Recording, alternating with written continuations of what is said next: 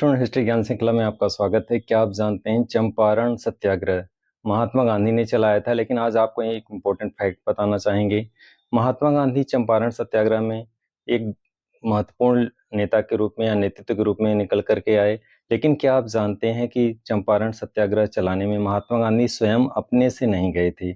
इसके पीछे बहुत सारा फैक्ट है, उसको बताना चाहेंगे। इसके सरजमी पे बहुत सारे ऐसे लाल जो फांसी के फंदे पे चढ़ गए या स्वयं को बलिदान कर दिए, उनका इतिहास में नाम नहीं है। महात्मा गांधी का जितना नाम है उतना बहुत सारे ऐसे भारत के आज़ादी में लड़ने वाले या अंग्रेजों के समय में लड़ने वाले ऐसे भी लोग थे जिनका इतिहास में वो स्थान नहीं बन पाया जितना बनना चाहिए। आज उन्हीं के संदर्भ में हम लोग बताएंगे, विस्तार से अध्ययन करेंगे। जैसा कि आप जानते हैं चंपारण सत्याग्रह के पीछे का जो धरातल है, महात्मा गांधी के चंपारण सत्याग्रह के धरातल को निर्मित करने वाले राजकुमार शुक्ल जी हैं, जो एक किसान थे।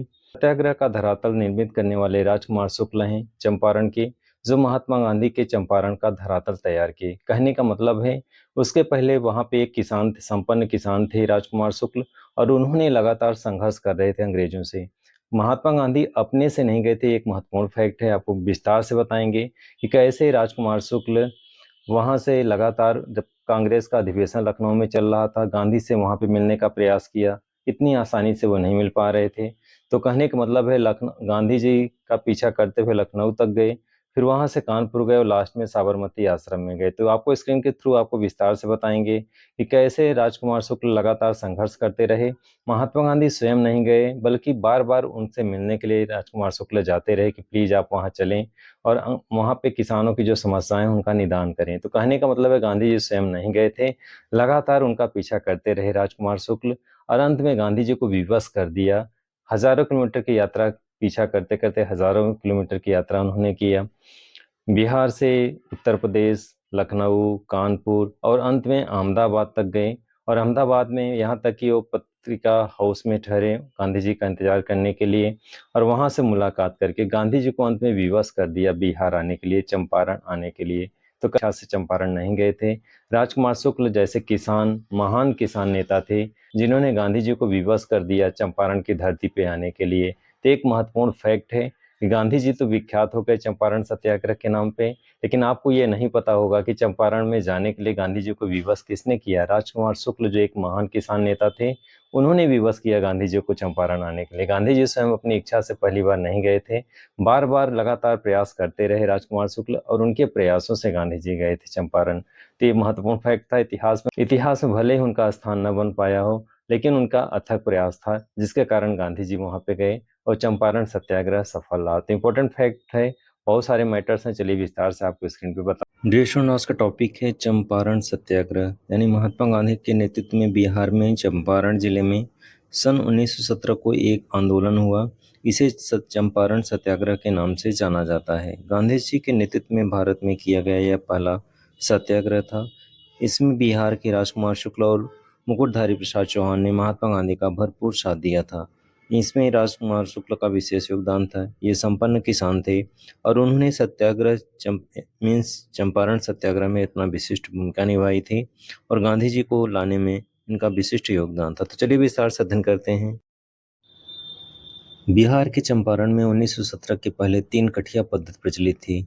तीन कठिया पद्धति क्या होती है? जैसा कि आप जानते हैं कि इसके अंतर्गत किसानों को अपनी भूमि पर 20 कट्ठा में से 3 कट्ठे पर नील की कृषि करना अनिवार्य था।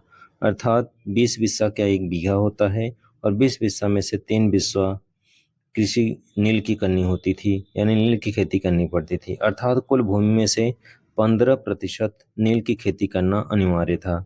नील उत्पादन के बाद सस्ते दामों पर उसे अंग्रेजों के हाथों बेचना पड़ता था। इससे उन्हें लाभ भी नहीं प्राप्त होता था और दूसरी ओर नील की खेती से कृषि की उत्पादकता कम हो जाती थी, जो सबसे बड़ा नेगेटिव पॉइंट था। जैसा आपको स्क्रीन पे दिखाई दे रहा है, तीन खटिया पद्धति यानी कुल भूमि में से 15% क्षेत्रफल नील की खेती करना अनिवार्य था।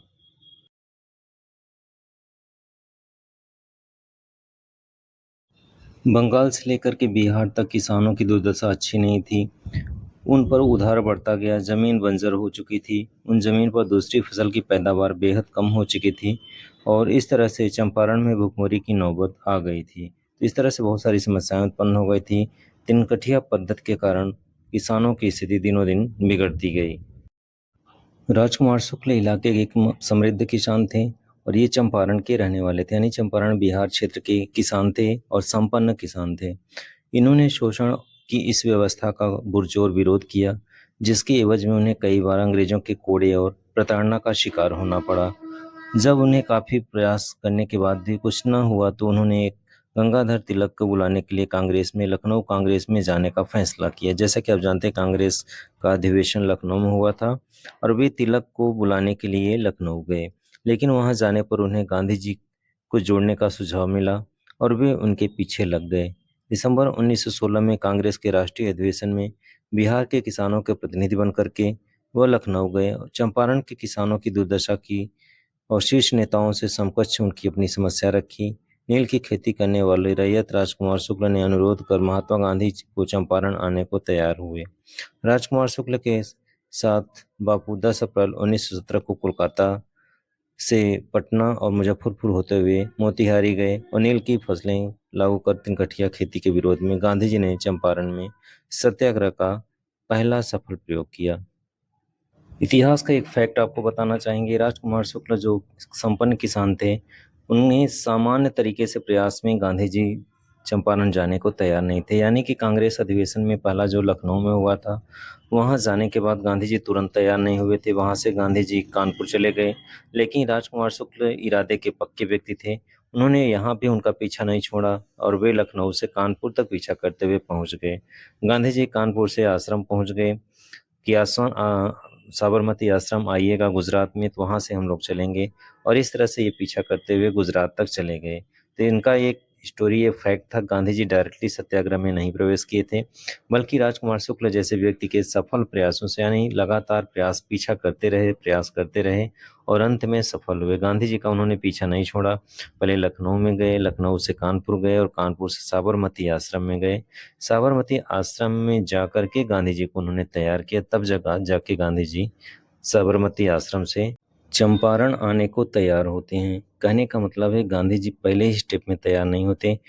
लगातार राजकुमार शुक्ल के प्रयास के कारण वे अंत में विवश होते हैं चंपारण आने के लिए।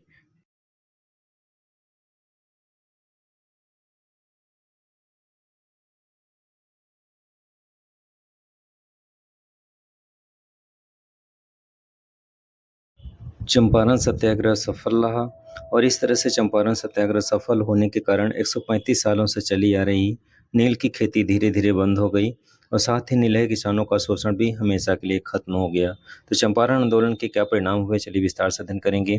किसानों को तिनकठिया व्यवस्था यानी नील की खेती दमनकारी जो ब्रिटिश नीतियों से छुटकारा मिल गया। किसान अब नील की खेती के लिए बाध्य नहीं थे। अब किसान अपनी इच्छा अनुसार नकदी फसलों की कृषि को करने के लिए स्वतंत्र थे। अब उन्हें पूरी आज़ादी दी गई थी। अब इस तरह से उनकी बाध्यता समाप्त हो गई थी। इस आंदोलन के दौरान गांधी जी भारतीयों को यह समझाने में सफल हुए कि स्वच्छता स्वतंत्रता से कहीं अधिक महत्वपूर्ण है। साथ ही चंपारण में पाठशाला, चिकित्सा, खादी संस्था, आश्रम भी स्थापित किए, जिससे वहाँ की प्रारंभिक विकास शुरू हो गया। चंपारण सत्याग्रह ने महात्मा गांधी को महान बना दिया। महात्मा गांधी के महान बनने का सफर स्टार्ट हो गया। इसी आंदोलन से मोहनदास करमचंद गांधी का महात्मा बनने का सफर भी शुरू हुआ। इस आंदोलन के आगमन के साथ ही उनका व्यक्तित्व मोहनदास करमचंद गांधी से महात्मा गांधी की तरफ अग्रसर हुआ, क्योंकि उन्होंने प्रथम सत्याग्रह में सफलता पाई और जिस तरह से सत्याग्रह में उन्होंने सत्य का मार्ग अपनाया, भोजन का त्याग करके, जल का त्याग करके, धूप में बैठ के स्वयं को पीड़ा दे करके जिस सत्याग्रह का प्रचार प्रसार उन्होंने विश्व के सामने रखा, वो सत्याग्रह सफल रहा और इसी से महात्मा गांधी की छवि बदलना शुरू हो गई। इस सत्याग्रह से किसानों का आत्मविश्वास बढ़ गया। इस आंदोलन से पहले चंपारण के किसानों की मनोस्थिति आत्महत्या करने वाली की थी, यानी किसान आत्महत्या कर लेते थे। पर गांधी जी द्वारा संपादित इस सफल आंदोलन के बाद भारतीय किसानों का आत्मविश्वास बढ़ा और उन्हें सत्याग्रह एवं एकता की शक्ति का आभास हुआ और इस तरह से किसानों के अंदर आत्मविश्वास आया। स्वतंत्रता आंदोलन में सहायक चंपारण आंदोलन में सत्याग्रह का भारत के राष्ट्रीय स्तर पर प्रथम प्रयोग सफल रहा। अहिंसक होने के कारण ब्रिटिश सरकार को भी इससे आगे झुकना पड़ा। यह भारतीय स्वतंत्रता आंदोलन में एक मील का पत्थर साबित हुआ और यह माना जाने लगा कि अगर एकता के साथ सत्याग्रह किया जाए तो अंग्रेजों को भारत छोड़ने के लिए विवश किया जा सकता है। रेशनो आज की वीडियो में अपनी महत्वपूर्ण फैक्ट अध्ययन किया। सत्याग्रह की शुरुआत महात्मा गांधी के पहले किसने किया था? यानी सत्याग्रह की शुरुआत